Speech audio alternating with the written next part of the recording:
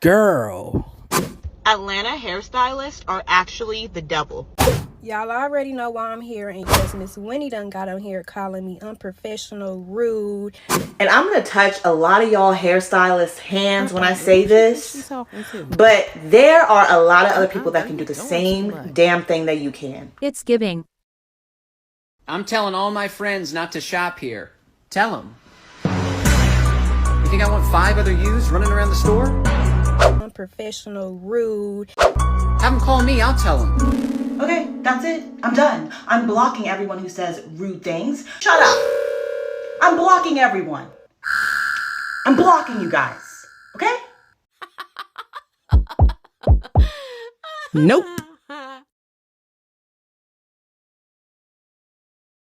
Atlanta hairstylists are actually the devil. Like, I'm not even kidding. They're actually evil as f***. And a lot of the times, I don't even get my hair done professionally just because I don't want to deal with this shit. Like, I really do not want to deal with the unprofessionalism of these hairstylists in Atlanta. So let me tell you guys the backstory. So I booked this girl through TikTok. Her name's Lyrique, okay? I booked her because I'm not like, once you do this shit to me and you're rude as you play these mind games, like, I'm not gonna withhold your information. You are the literally most unprofessional on this planet. And then try to play mind games with me, like, bitch. I'm sorry. She talked for a while. Let me let a TikToker summarize quickly. All right, y'all, so we've got 2 parties involved here, Lyrique, the hairstylist, and Winnie, the potential client. Now, Winnie says she was a fan of Lyrique from her TikTok post and wanted her to do her hair, so she made an appointment. Allegedly, the appointment was made Monday for a Saturday booking, and she texted her right after making the appointment asking about hair being provided, but she didn't get a response back for a day and a half and not until 12 a.m. in the morning. At that point, she had already made plans to get the hair from somewhere else. Now, 11 p.m. the night before her appointment, she gets a text from Lyrique asking to change the appointment time to 10:30 because she needed to pick up supplies. Winnie says she can come at 11, so Lyrique says that's okay. Thing is, she didn't confirm that 11 a.m. time until the next morning. Now, we didn't get screenshots from Winnie, but we did from Lyrique, and you can see where she asked for that change. And you can see where it's requested for her to get the confirmation. Here's where things get a little tricky. Winnie heads to the appointment and she's running late, but she doesn't call or text Lyrique to let her know, and she ends up being 18 minutes late, y'all. And so I walk into the building. I haven't gotten a text message from her. I haven't sent her one because I'm just like, okay, like, I'm gonna be 15 minutes late, whatever. If I gotta pay the fee, I'll pay the fee, whatever. So I walk in there and she's sitting in her chair looking at me like mother that is about to, like, reprimand her child. Like, she's like... When she arrives, Lyrique tells her she can't see her now because it will run into the appointment time of her next client and that she can come back after that client. Winnie says Lyrique had an attitude about it and that she should have been seen because Lyrique is the one that wanted to move the appointment in the first place. Now, whose side are you on? I think they both should have communicated better with each other. A confirmation of appointment time should have happened before the morning of the appointment, and a courtesy call or text should have happened if you were running almost 20 minutes late. What do y'all think? Okay, bye. Oh.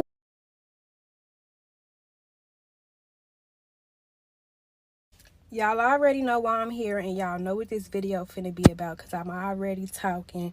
And we just finna get into it. So I'm finna show y'all the messages because Miss Winnie done got on here calling me unprofessional, rude. Got y'all all through my comments thinking y'all somebody and that y'all are intimidating me or making me feel any less than, and y'all are not because I was not in the wrong. So let's just go ahead and get into these messages. So here's like a couple of our messages before today. So y'all can kind of see, like, you know what I'm saying? Energy is there. We're literally good. So I get off right at this time, y'all, and I text her immediately. And y'all are in the comments like, well, you didn't confirm the time until the next day. The time was actually in my original message, and I apologize on multiple occasions, as y'all can see. She said this, oh, no worries, I can come at this time. Not even acknowledging the 10:30, but bringing up a whole nother time, saying like if that helps. And that was cool. So I'm thinking like maybe that time just accommodates her a little bit. And y'all can see I'm recorded on one phone and showing y'all messages off another, so that means that's my business phone. It's not my personal. So after I sent my message last night, y'all, I put my phone down. I did, you know what you do when you get off work, you get yourself together, and I fell asleep. You know what I'm saying?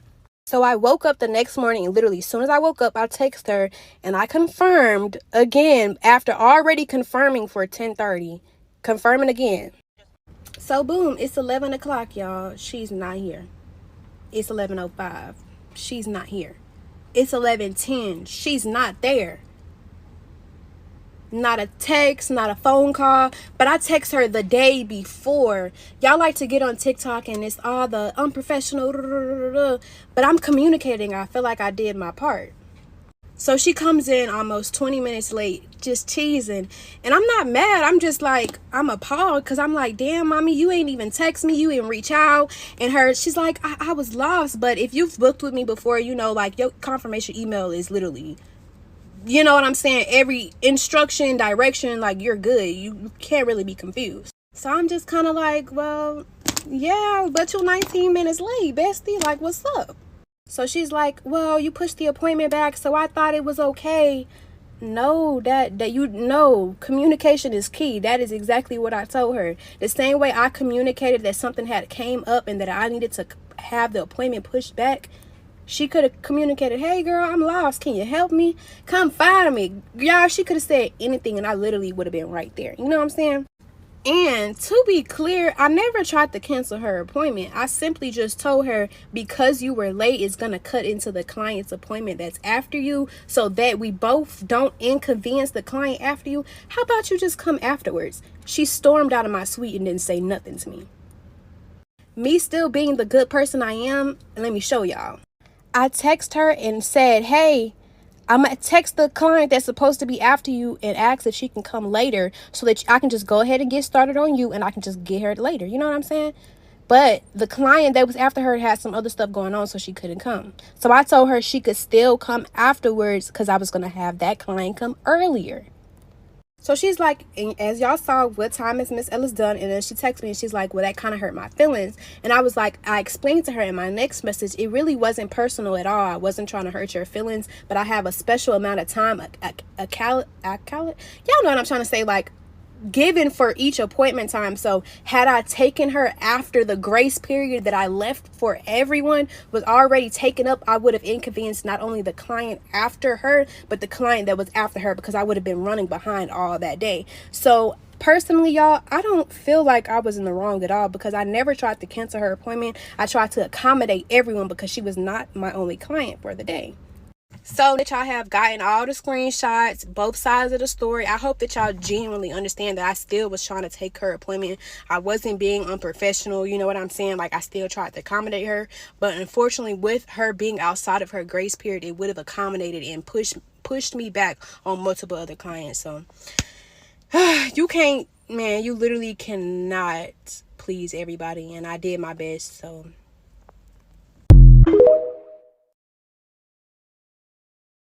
TikTok weighs in. Let's talk about this. So, as you guys know, if you don't know, I live in Atlanta, Georgia as well, and I've had a lot of in and outs and experiences with the hairstylist here. And if you also don't know, I own Dion Cosmetics, which is a cruelty-free and vegan cosmetic company that's available on Amazon and Walmart. Outside of cosmetics, I also operate a pro makeup artist program through my company with 29 makeup artists across the country and Europe and Mexico. So long story short, a lot of people work for me under this type of situation, but the makeup version. I have had my ins and outs with Atlanta hairstylists, but I have watched both parts of this video and I want to explain something really specific about this. I'm going to get it out of the way. I do not feel as if the hairstylist is in the wrong in the situation. So as you can tell, I'm wearing braids. I have experience in a lot of areas of getting my hair done, as a lot of black women do. I think my favorite and best hairstylists are the ones that actually like work the entire way and don't take a lot of breaks. So I feel like as if this is a prominent hairstylist, I assume that she may have been doing clients the day before, and that's the reason she didn't get back to you, just because she's probably catering to her client. Was the lack of communication annoying? Extremely. But the day of your appointment, even though she pushed back by 30 minutes, it's a lack of communication, I think, on the client's end, because she's expecting you to be there at the new time. Just like me and all of my makeup artists, we do have a set in stone time limit for, late appointments, just to keep everybody on schedule and not to reflect onto the next clients. Even though it was her that pushed back the appointment, it is not her responsibility to check in with her client that is late. Because I don't know if you guys realize that those booking sites usually have a policy that you're supposed to read beforehand. So it's not really the hairstylist's issue or responsibility to really, vocalize that again. Me personally, I always want to make sure my clients are okay, and I don't ever want to assume like they're just being late out of, their own doing. But, traffic happens, accidents happen. So I personally would have reached out to my client. But it's also not the responsibility of the hairstylist. If any of my makeup artists had a client that was late and they're past the time specified, even if the time got moved, I would still give them probably a green light to replace the appointment as well. I also want to make a note that I do think the lack of communication from the hairstylist prior was really annoying. But once again, it's business. There's a policy. You didn't reach out before your appointment to let them know that you're late. And so she moved on. Yo, so I watched this girl's story because she's like, this girl's evil. She's the devil. Ooh, and so I'm thinking like, damn, she must have stole her rent or like stole her bundles and resold them or something crazy, right? All pissed at this point. And so she's on the internet calling her evil. Like, Trump supporter, like, evil. And I'm just sitting here thinking about like how when I was in college, I worked at a pizza place, and sometimes we would come in as like the first shift, right? And the first shift person, the opener, usually the manager, would give me money and be like, hey, run to the grocery store, go get some green peppers, go get some onions, whatever, right? Because when the store closed the night before, it's like we knew we didn't have the shit, but the grocery store is closed, and so we can't go to the grocery store till first thing in the morning, right? Or like, I worked at the dental office, right? And sometimes we would have patients scheduled back to back to back to back. So there was no way that we were going to be able to be on time with all the patients. And so we'd have to call the patient like, hey, can we move your appointment 20 minutes, 30 minutes? So that way we can best accommodate you, make sure that you're not sitting for a long time, right?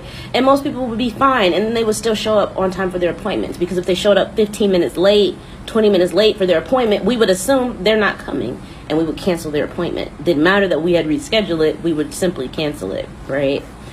And so, I mean, not even just that, like I worked at LA Fitness and one of my jobs was to cancel the memberships, right?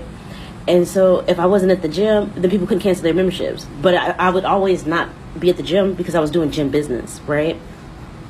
And so, things happen. Sometimes you got to reschedule things. Sometimes you got to move people around to accommodate everybody's schedule.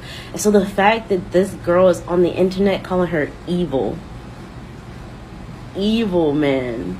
She says she's the devil. How dare you? It's crazy. Atlanta.